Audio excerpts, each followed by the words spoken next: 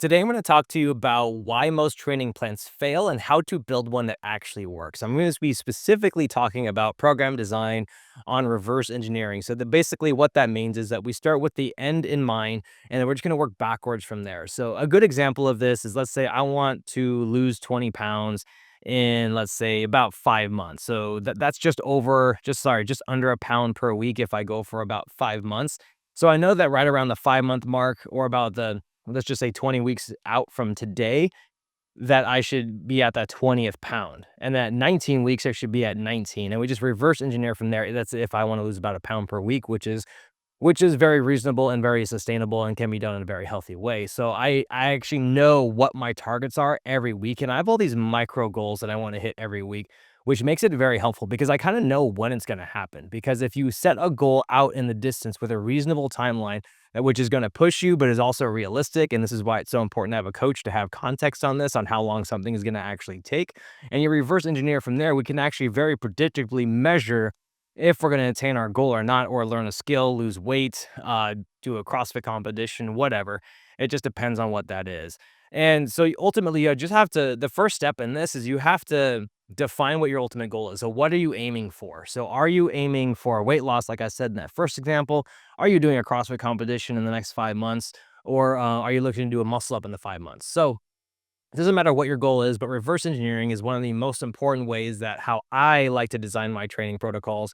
Because one of the first things that I learned from my coach was that I noticed that he would benchmark me. So we'd have all these benchmarks lined up, right? And I would see the benchmarks because I would see the workouts far in advance. Now, not all of them would be done, but I would see the benchmarks in, like, about about 3 to 6 months out. But I would also see what the deload was. So he'd actually write the benchmarks for the testing week, and I would see that. And then from there, he'd actually have the entire week leading up to my benchmark week already pre-programmed out, which was a deload week to make me ready. So I'm looking at all these things and I'm like, man, how does he know what to do already? And it's very simple. Is that he just started with the end in mind, and it's just started working backwards. So he had the deload weekend, and before that, he had the peak week, and then he know that there was a ramp up phase. So now it's like, oh my goodness. So now I can kind of see the progression. And when you work backwards, you know exactly how you're going to train someone and and hopefully predictably make a result for them in the first place. So there's obviously some clear benefits of having a finish line here, which is extremely important because if you don't know what you're aiming for, then you're just going to be someone who just procrastinates and you're never going to get there. So you have to visualize your success daily and make sure that you have a clear vision with whatever you have in mind. So if you don't know me, I'm Matt Banwer. I own Red Bull CrossFit in Huntington Beach, California, with my wife, Caitlin. And we started this podcast with one goal in mind, and that was to make fitness education accessible, engaging, and effective for everyone. So over the past, oh God, about 18 years or so, I've helped over 10,000 people reach their fitness goals. So I do have some, and I've been programming a lot. A ridiculous. I've written thousands upon thousands of training programs, and this is the one thing that I use very frequently, especially when someone has a very specific goal in mind, and then we just work backwards from there. So we have to map the road back. So we already went over kind of like the first piece, which is just starting with the end in mind. Now let's move into actually mapping the road back. So you want to break down. Uh, the goal into key milestones. So there should be like little mini things along the way that which not only help keep you motivated, but also will allow you to know if you're actually on the right track to hit those targets. Okay. So it kind of does this where we kind of start, I know if you're listening to this, you can't see me, but I have one hand up over here. My right hand is up over here. My left hand is up on the other side of the mic. And so we have our end game and we have where we're at now. So we start with our goal, which is right here on my right hand. My left hand is our starting point. And then from there, I'm going to start kind of working backwards on what I want to achieve and where I should be at even before I hit that goal. So what are some milestones I need to hit right before I hit that goal? So if it's, let's just, weight loss is an example, easy example is so just like earlier at week 19, I should be at 19 pounds. Okay. At week 20, I should have lost 20 pounds. And then we just kind of work backwards all the way. And then I'm like, okay, well, what are the activities I need to do each week in order to hit those milestones? And that's exactly why we need to identify the skills, the resources, and the habits that I need for each step. And that's what a coach is there to help you do, is to break down these key benchmarks for you. And then we're gonna talk. Let's talk about how this applies to both fitness routines and coaching programs. So when I'm designing a training program, at least from a coach's perspective, I want to make sure that I have every detail lined out. Okay, so what I do is I do start at the end, but I also start. I'm also aware where we're starting, and then my goal is when I design a training program is to have them actually meet in the middle. So I'll actually start with like the first. So I know how I'm going to deload them. I know I'm going to test them. I know what our benchmarks are. And then from there, I have the deload week. And then before that, I have a peak week. And before that, I probably have about a 2 to 3 week ramp up phase to that peak week. And the peak week being the most intense week before we deload. Okay. So in there, I already have like a 4 to 5 week plan already on how exactly we're going to get to whatever the goal is. And then I also have our starting point. So I'm like, now I'm aware of where we currently are in terms of skills, fitness, benchmarks, whatever we have, whatever data we have. And then once I start doing that, then my goal is to actually start progressing that person also to where we kind of meet in the middle, okay, like a little sandwich. And that's where you got to fill in the gaps, right? So, and this does take some skill, take some time because so 9 times out of 10 you don't hit everything, of course, but you can get really close and it can be very done predictably. Of course, there's always things that come up like either sickness, travel, whatever, missed training sessions, and that's okay, but you always take into account for that and you try and pivot it and you just get to as close to that target as you can. And most of the times that you do actually get really close. Even if you don't hit it, you get really close, which is good, especially if someone adheres to the training protocols. Um, Now a CrossFit program is designed from competition is always going from the goals backwards. I already used that example from my coach, and this is also what I do with our CrossFit classes as well. Is that we will look at what we have from our current benchmark week. We'll start building out what we want to work on as a whole for the group, and then from there we also know what our next benchmarks are going to be, or if we're going to repeat those. And we're like, okay, we look at the same training and we're like, okay, well, what got us from point A to point B is then we're going to take us from point C to point D. So what we want to do is reverse engineer that from the benchmark week that we have, and then we're just going to work backwards from there. So again, same concept. We have that deload week right before benchmark week. We make sure that we peak the classes on about the 2 weeks out. And then from there, we go through a pretty intense phase of about 3 to 4 weeks of where we're training really hard with both intensity and volume. Um, and then from there, and then when we have those first 4 weeks done, we also look at what we're currently at. And then again, we just kind of progress them as much as we can to where we can kind of meet them to where we want them to be about 4 weeks out. So that's kind of like how we fill in the gaps there. And of course, you have to evaluate your current starting point versus your end goal. And that's why it has to be realistic. And this is why timelines are very important because you can't expect to go from, zero pull ups to a muscle up in 4 weeks. It's just not going to happen, right? And then there's all these gimmicky programs out there where it's like, hey, couch to 5K in 2 days. It's like, no, that's not going to work because everyone is going to respond to training differently. And also, there's a lot of unpredictable and other variables that come into play when you're training people. And, and this is what makes it hard. This is what makes it both a science and an art because you have to coach people through it to where they'll actually adhere to the training program, but you also have to in other words, you have to make it kind of fun and exciting and enticing to where they actually do it. Think of it like a dessert, right? Like the dessert looks amazing. Of course, you're going to eat it. If a dessert looks like crap, it doesn't matter if it tastes good, that you're probably not going to want to eat it. So, same thing with your training programs is that if the program looks like it's going to be fun, looks like it's going to get you to where you want to go, of course, you're more likely to stick with it. But you at the same time, if you only make fun workouts, it's going to be not as effective as you could say, as nicely as I can put it. So you want to make sure that the training protocols in place are going to be effective and also will make the person actually adhere to the training protocols and actually do the work that it takes to get there.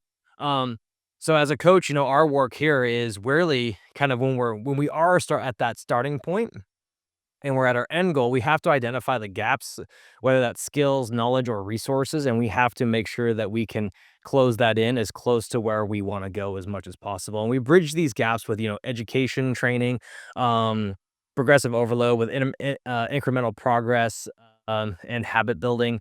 We also want to make sure that we have flexibility with this training program and that we regularly reassess. So every week we do look at it, or at least I look at my training programs and I'm like, okay, what was the adherence rate? Were they at least at 90% on the adherence rate? Are they recovering okay? Is the volume, intensity, and frequency manageable? So there's always constantly reassessing. And that's why, like, we can never really plan perfectly, but at least if we have something down week by week of what's going to happen, and at least we can have like a template down that we can work with. And then from there, we can kind of make tweaks as we go to where we can at least get as close to that target as we can. Um, Now some actionable steps to actually build out a training program. So you have to design each phase of your program with clear objectives. Okay. Now everyone's different. Now you can go into like 2 to 4 week phases. You can do week by week. You can do big blocks up to 90 days. It doesn't really matter. But as long as you are, as a coach, as long as you are in a phase with clear objectives and little mini benchmarks along the way to reassess progress and make sure that they're actually improving. Because if you don't collect data, then you have no idea if the person you're working with or the group you're working with is actually improving. So it's really important that you have clear objectives and that you have you have exactly what you want them to hit either each week or each phase. And then you have to integrate feedback and adjustments over time as well. So you have to talk to the people who are training underneath you, and you have to make sure that they're both enjoying the training and they're also seeing progress from the training itself. Because at the end of the day, it's all about them. It's not about you. So you need to make sure that you're collecting that feedback and you're also adjusting for each thing. So if they're not progressing, then you need to make a tweak to it, either intensity, volume, or frequency, which is the core 3 of, all training protocols. You also have to make sure that you're integrating feedback to the point where they're actually enjoying the training program as well. Um, and then there's also different tools and techniques you can do this as well. You always wanna make sure that you have some sort of tracking system and writing it down so that way you can take notes on everyone. I take notes religiously on my phone, and I just put in like a little notepad, what went well, what didn't go well, what tweaks I can make, and how I can constantly improve. It's always about this, like, everyone thinks that it's like one that the magic when it comes to a training system is just some silver bullet when really it's just 100 golden BBs. It's not, it's just all these small little tweaks here and there, all these little conversations, all these little feedback points, and all these little benchmarks that you figure out. And you're like, okay, I'm going to make a small tweak here. That should help. And it's all about constantly optimizing. And I think a lot of coaches will like stump themselves and they just stare at their laptop trying to design the perfect training program when you just have to get something down that is 80 to 90% good of what you think it is, because it's going to end up changing anyways. Because there's always gonna be a road bump. There's road bumps every week when in my training programs where I'm like, "Oh, that was stupid. Oh, that didn't work. If that did work." And then you're constantly making tweaks and you're constantly getting feedback and being like, "Okay, what do you wanna work on? Do you feel like you're progressing in here? What do you think of this? What if we integrate this?" And then it's just constantly just kinda going back and forth and figure out what works best for the individual, because everybody will respond to training differently. And that's something I have to emphasize over and over again, is that templated programs, and this is what we try and do the best in our group classes with, is we try and make tweaks to each individual as much as possible, even though it's not perfect, but we want to get to close as perfect as we can. And and then you also have to be constantly evolving and not being afraid to be wrong. And I think a lot of coaches do that too. They're so afraid to program the wrong thing or to be wrong in front of their members or athletes, when it's okay. It's okay to write a bad workout or a bad training program and being like, okay, that didn't work out, never doing that again. But it allows you to redirect, and which is extremely important. And it's definitely a mindset shift, because you have to go from reactive to proactive. Okay, so instead of reacting when something does go wrong, be proactive in your planning and be like, okay, well, noted, that didn't work. But on the other hand, this does work. And a lot of learning how to write good training programs is figuring out what doesn't work. And the only way to do that is to not only experiment on yourself, but don't be afraid to push the limits with your members and your clients, as long as you're not putting them in any harm's way, which you probably aren't. But I see this drastically in undertraining people, actually, is I see this more that people are undertrained than they are overtrained.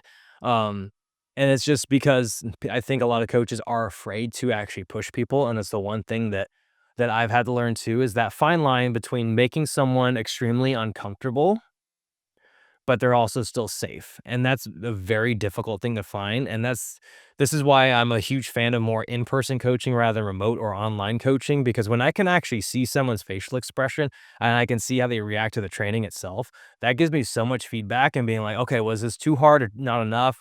Body language tells me a lot when I watch someone do either a workout or, do the training that I did. Um, and then just seeing how they recover from that, getting feedback. Hey, on a scale of 1 to 10, how's your body feeling today? Any pain, any soreness? Where are we at? Talk to me, and then allows me to make adjustments on the fly, which I do very frequently. If you ever done personal training with me, you know that I've had to make adjustments probably with you on the completely on the fly where I've just been like, okay, well, we're scrapping that plan. We're doing this instead. And just had to make something up completely that I was not on my lesson plan. And that's okay. Sometimes you just have to do that. Um, Now we're going to move into overcoming challenges and staying motivated. Okay. So this is why, well, actually, before I go into that, let's talk about common obstacles and then and when reverse engineering a plan. So the most common one when you're reverse engineering is just the fact that it's never going to go to plan. Okay, Murphy's law, everything that can go wrong will go wrong. And like whether or not someone gets sick, they miss a few days, the volume is too much, the intensity is too high, or either that or it's not enough. So there's just so many variables that go into it, but the most common obstacle is just simply the fact that is more adherence. So missing training, or just getting sick, whatever. I already said that. But that is one of the most common obstacles that I see. Another common obstacle I see is they just don't react as well as I would think to either the volume, intensity, or frequency. And so I have to make tweaks from there as well. So those are probably the big two that I would say are the biggest obstacles towards reverse engineering a plan, because you can have like such a good like final 4 or 3 weeks leading up to it, but then someone's elbow is hurting. They're just not feeling it. They're really tired. They're not sleeping well. They're high stress at work. So it's a lot of more like lifestyle and out of the gym stuff that we have to deal with as coaches than it really is in the gym stuff. I think that's a much better way to put it than what I said earlier. But uh, yeah, I mean, it happens, and you have to make adjustments from there, and that's okay. And some quick fixes and mindset hacks for actually staying on track is just to trust the program. Okay, so if you're an athlete, you're a coach, trust your program, see it through. I mean, like I said, you do want to make tweaks to it, but you don't want to constantly be changing everything last minute just because you found something cool on Instagram. You want to stick to your gut and trust yourself with what you wrote, and then that's how you test and retest things and see if it actually works. Um, and most of the time it will work as long as people stick with the program and they're actually and have like a 90% adherence rate, that they will see progress from their training. Um, Now some success stories, I guess a success story from fitness and coaching was that well, I'll just talk about mine. Was I remember when I first started training and I was doing Russian step ups and I thought it was the dumbest thing in the world because at the time, I was just like, I was all about traditional CrossFit, like, just strength, Metcon, and that's it. And then I started doing more aerobic intervals, started doing more rowing intervals, which were boring, but I still did them because I wanted to get better. I started doing more bodybuilding stuff like single arm dumbbell rows, Russian step ups. And at first, I thought I was really stupid. I'm like, how is this going to make me better at CrossFit? But it increased my durability. It got me stronger. It increased my aerobic base. And I got so much better just from doing those things that I thought were stupid. And I just trusted my coach and I went from there. And I got so much better at CrossFit just by doing some of the things that you would never think would actually be beneficial towards doing CrossFit. Um, so it's one of those things where it was a good lesson for me just to stick to the plan. And regardless of what I thought, I had to trust whoever was smarter than me, who was writing my training program, that they knew what was best for me. And it's probably the best piece of advice I can give someone who's training under a coach or something, or something of that matter, is that you may think that, or you may see something that looks stupid, but at the end of the day, that they're the coach and you're not. They're smarter than you, and they've been doing this a lot longer. So just trust them because they know what's better. And it's okay to ask for explanation, and they'll a good coach will totally give it to you and tell you the reason why you're doing something. But at the end of the day, just don't do something or skip something because you think it's boring. Okay. Like, sorry, it's not sexy, but it's going to make you better. I mean, that's like kind of fitness in general, right? I mean, if we did only the things we like to do in CrossFit, guess what? We wouldn't be very good at CrossFit. That's kind of the whole point, is being as well-rounded as possible. And sometimes that means doing things you don't like and doing things you suck at, because that's all part of the fun, I guess. Uh, Now, I know this was a short podcast today, but there wasn't a whole lot to talk about it. I just want to talk about reverse engineering because it's a very integral part on how I design my training programs. And I thought this would be helpful for you guys because you can apply this to anything. Whatever goal you have set in mind is that you can look at that and then just be like, okay, well, what's the step behind that? So instead of, you just got to flip it upside down, right? So instead of being like, well, how do I get there? Be like, okay, if I were there already, what was the step before that that got me there? And then what was the step that's most likely got me there? And then just keep working backwards all the way to the point where you're at your starting point. And then boom, you have a roadmap there for success that you can actually get there with. And then that will actually kind of give you an idea if you're actually on the right track along the way, and then allow you to make adjustments too. And then as long as you document that journey, you'll be able to look back and be like, okay, well, this worked, this didn't work. And then that will help you, guess what? On the next journey or the next benchmark or the next endeavor that you go on.